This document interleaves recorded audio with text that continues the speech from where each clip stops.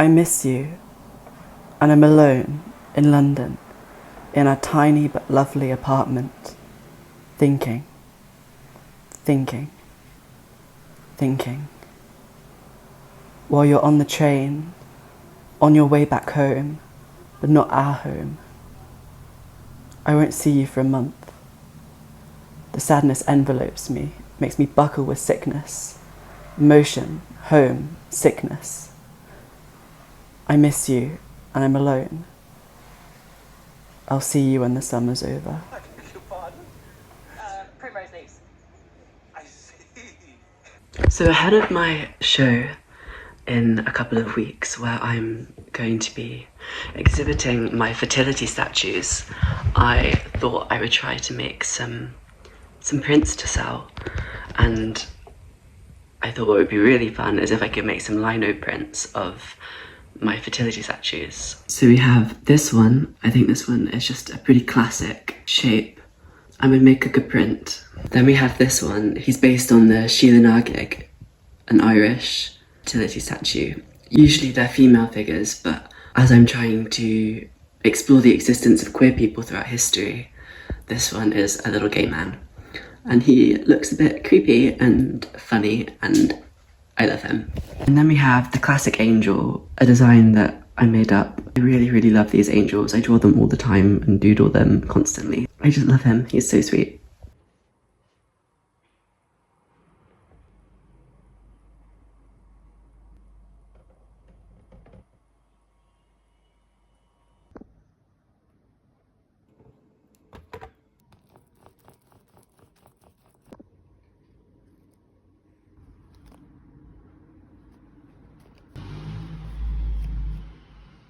So I've been practicing a little bit, just to make sure I get the pressure right.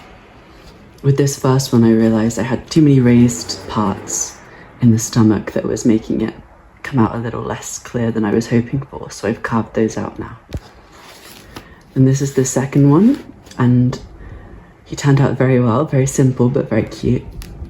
And here I was experimenting with different ways of framing him. So I made 3 different stamps to create a sort of border around him, and I really, really like it. I feel like it adds an extra level of whimsy and fun. And then we have my angel, and he turned out okay in the middle. Here the pressure was wrong and the amount of ink was wrong. I think this one's a bit more difficult just because he's a bit larger, and also like these bits are a bit flimsy. But I really like him. I think he's quite cute. So I'm about to go for my induction at a new retail job. I'm feeling quite nervous. I don't know why. I think because I haven't worked in a proper retail job for quite a while now. I think it's been like a year and a half. In my final year of university, I worked on my own. I had a job in our university art shop, and it was more of a cupboard really, and I just sat in there for an hour every day, and we got like 2 or 3 customers at the most. So it was very calm, very quiet, and I really enjoyed that job. Now this one it's still part-time, which isn't ideal in the sense that I kind of need more money.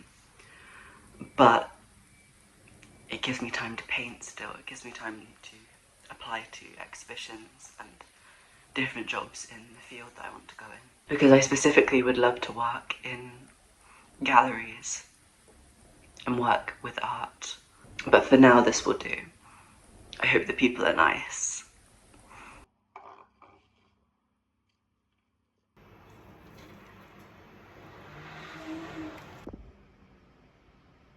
So here we have the final prints.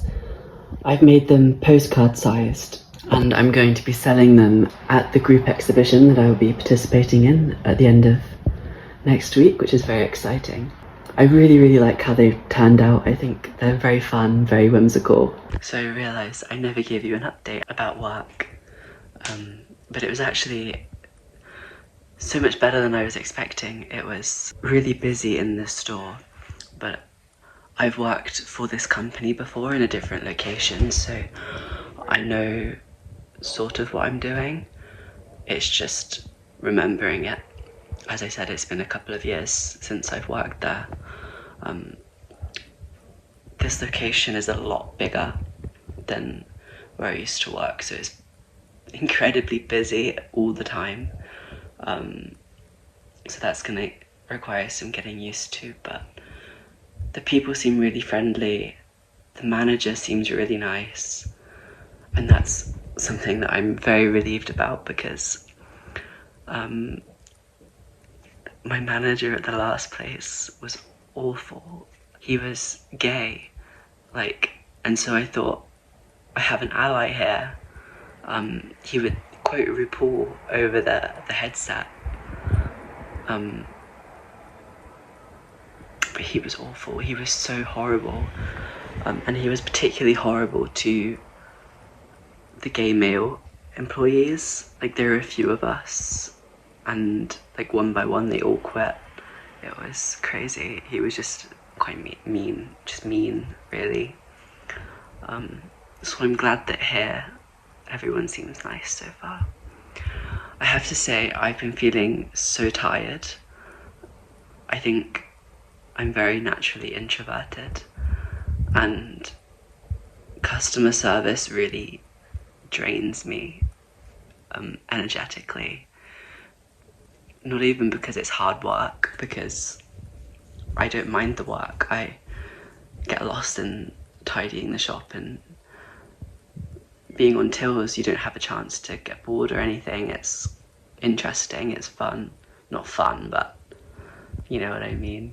But I do think that speaking to people all the time, having to put on a really high energy, friendly persona, it wipes me out, and then I come home and I've been dead. But yeah, it's anything for a bit of money. Anyway, I'm gonna go to bed. I'm gonna read for a bit. I'm reading The Blind Assassin by Margaret Atwood at the moment. She's one of my all-time favourite authors. I love her so much. I did my dissertation on Cat's Eye. That's one of my favourite books. So yeah. So I'm just about to head off to the opening of my exhibition that I'm participating in. We installed last night, which was very fun. I got to meet a few of the artists. And they were really, really nice and very talented. I did have a few breaks of my ceramics, which was a shame.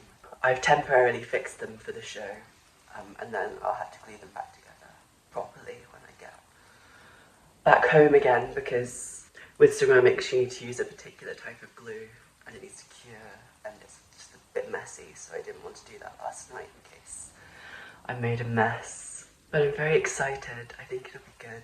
I hope we get a few visitors. It's a shame, I don't know many people in London, but the 3 people I do know, 2 very good friends and my partner who I live with, they're all out of London for this weekend, which is so sad because it means I didn't have anyone to help me bring my statues with me.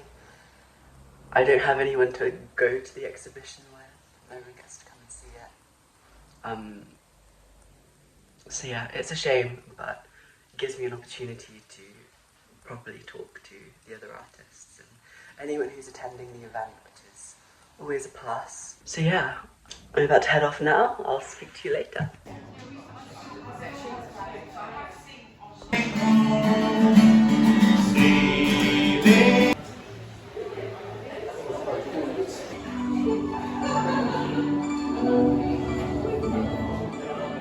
So I thought I would give a little update about the exhibition. It went really well, actually.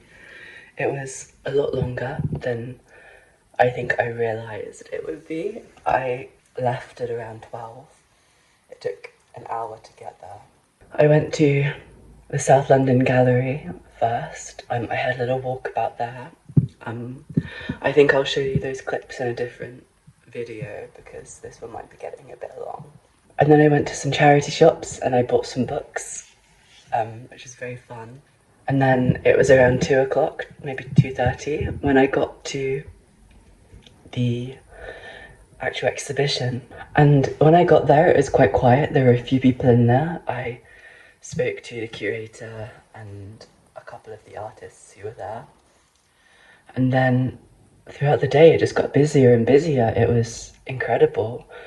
There were some really, really fun performances too, talking about salmon and northern spiritual practices and the idea of the rabbits being a symbol of peace in cultures all across the world, which was very fun. It felt very freeing and very loving and fun and peaceful. Just lovely, really. I got a lot of compliments on my work, which was really exciting, and I felt very blessed to be able to participate in such a fun exhibition and speak to other artists. Especially there was another ceramicist there whose work was quite similar to mine in a way. There were a few people who kept asking if our work belonged to the same person, but she was lovely and it was really great getting to know her.